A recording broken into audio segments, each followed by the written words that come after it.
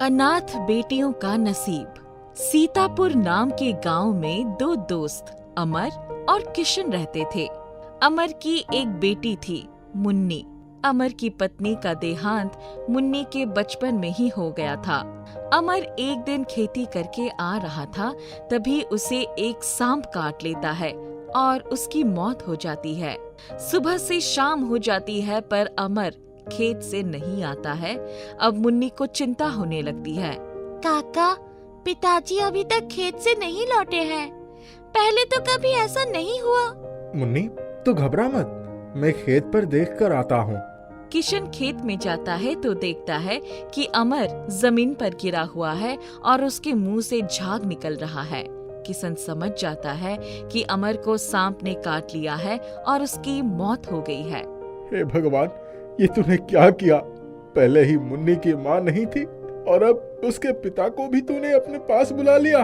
किशन अपने आप को संभालता है और अमर की लाश को लेकर घर जाता है।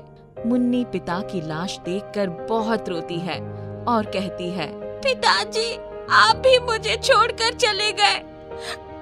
मैं तो अनाथ हो गई। बेटी, तू रो मत, मैं हूँ ना तेरे साथ। पहले मेरी सिर्फ एक बेटी थी, अब दो बेटियां हो गई। मैं तेरा ध्यान रखूंगा। वही खड़ी किशन की बेटी मेघा बोली, दीदी, तुम रो मत। अब से हम दोनों बहनें हैं। हम एक दूसरे के साथ हमेशा रहेंगे। कुछ दिन बीत जाते हैं। मुन्नी धीरे धीरे सब भूलकर किशन के परिवार के साथ रहने लगती है। एक दिन किशन और उसकी पत्नी किसी काम से दूसरे गांव जाते हैं। निकलते समय किशन मुन्नी और मेघा को गले लगाकर कहता है, मुन्नी, तू अपना और मेघा दोनों का ध्यान रखना। मेघा, तू मुन्नी दीदी को परेशान मत करना। दीदी की सारी बातें मानना। एक बात और, मुझे और तुम्हारी माँ को आने में रात हो जाएगी तो तुम दोनों घबराना मत। मुन्नी और मेघा दोनों एक दूसरे का ख्याल रखने का वादा किशन से करती हैं। किशन अपनी पत्नी के साथ दूसरे गांव चला जाता है। बस में कुछ डाकू आ जाते हैं और किशन और उन लोगों से सामान छीनने लगते हैं। इसी छीन झपटी में किशन और उसकी पत्नी को चाकू लग जाता है और दोनों की मौत हो जाती है। उधर रात होते ही, दीदी, माँ और पिताजी अभी तक नहीं आए। अब तो काफी रात हो गई है। मन ही मन मुन्नी भी डर रही थी, पर हिम्मत दिखाते हुए बोलती है, तू घबरा क्यों रही है? वो आ जाएंगे। रात से सुबह हो जाती है, पर दोनों में से कोई भी नहीं आता है। तभी एक गांव वाला चिल्लाते हुए आता है और कहता है, अरे गजब हो गया! किशन भैया और उनकी पत्नी को डाकू ने मार डाला।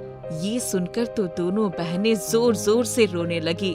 तभी सामने पड़ोस में रहने वाली एक औरत आई और बोली, ये मुन्नी तो है ही मनहूस। पहले अपने माँ बाप को खा गई, अब बेचारी मेघा के माँ बाप को भी खा गई। तभी वहाँ खड़ी एक और औरत बोली, मैंने तो मना किया था किशन भैया को कि इस मुन्नी को अपने घर में ना रखें, पर उन्होंने मेरी बात नहीं मानी। अब खुद की बेटी भी अनाथ हो गई। अब दोनों बहनें अनाथ हो गई थी। कोई भी गांव वाला मुन्नी को गांव में काम नहीं देता है। गांव वाले मुन्नी को गांव से बाहर निकाल देते हैं। दोनों बहन गांव के बाहर आ जाती है। दोनों बहुत थक जाती है और कई दिनों से दोनों ने कुछ नहीं खाया था। दीदी, मुझे बहुत भूख लगी है। मुन्नी की आंखों में आंसू आ जाते हैं और मैंने काका से वादा किया था कि मैं मेघा का ध्यान रखूंगी। तभी मुन्नी को एक ढाबा दिखता है। मुन्नी ढाबे के पास जाती है और, काका, आपके पास कुछ खाना है तो मुझे दे दो। मेरी छोटी बहन बहुत भूखी है, मैं कुछ भी कर लूंगी। ढाबे वाले के यहाँ बर्तन धोने वाला उस दिन आया नहीं था, इसलिए ढाबे वाले मुन्नी को बर्तन धोने का काम देता है। बदले में उसे और उसकी बहन को पेट भर खाना दे देता है। शाम होते ही, दीदी, शाम होने वाली है। थोड़ी देर में रात हो जाएगी। हम कहाँ जाएंगे? अब हमारे पास तो घर भी नहीं है और इस गांव में हमें कोई जानता भी नहीं है। कोई हमारी मदद भी नहीं करेगा।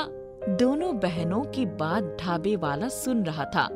ढाबे वाले को दोनों पर दया आ जाती है और, तुम दोनों मेरे साथ मेरे घर चलो, आज रात वहीं गुजार लेना।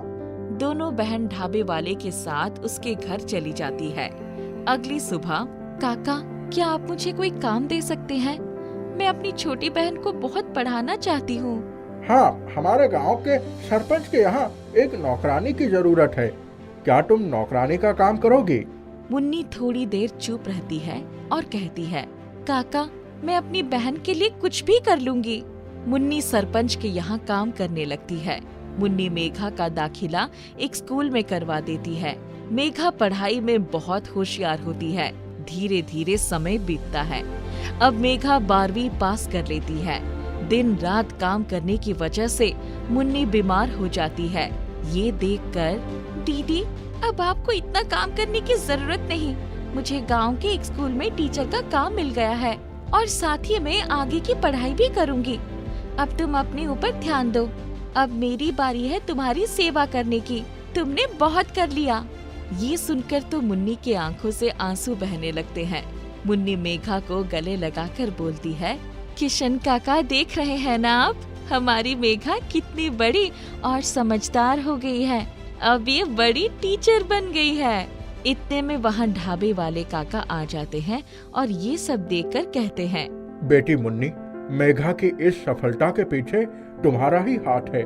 बेटी, अगर बुरा ना मानो तो मैं तुम्हें एक बात कहना चाहता हूँ। काका, क्या बात है, कहिए। बेटी मुन्नी, क्या तुम मेरे बेटे अजय से शादी करोगी? मुझे तुम जैसी ही लड़की चाहिए। ये सुनकर दोनों बहन खुश हो जाती है और कुछ समय बाद ही अजय और मुन्नी की शादी हो जाती है। मेघा भी उन्हीं के साथ रहने लगती है। चारों खुशी खुशी रहने लगते हैं। तभी कुछ महीने बाद, बेटी मुन्नी, बाहर आओ, मुझे कुछ काम है। आवाज सुनकर मुन्नी और अजय बाहर आते हैं तो देखते हैं कि सरपंच जी हैं। दोनों उनका खूब स्वागत करते हैं और, सरपंच जी, क्या बात है? बेटी मुन्नी, मुझे तुम्हारी बहन मेघा अपने बेटे नीरज के लिए बहुत पसंद है। नीरज को मेघा पसंद है और तुम हमें और नीरज को तो काफी साल से जानती ही हो। ये सुनकर तो मुन्नी को विश्वास ही नहीं होता अपने और अपनी बहन के नसीब पर। मुन्नी शादी के लिए हाँ कर देती है। कुछ ही दिनों में मेघा की शादी नीरज से हो जाती है। दोनों बहन अपने अपने परिवार में खुशी से रहने लगती हैं।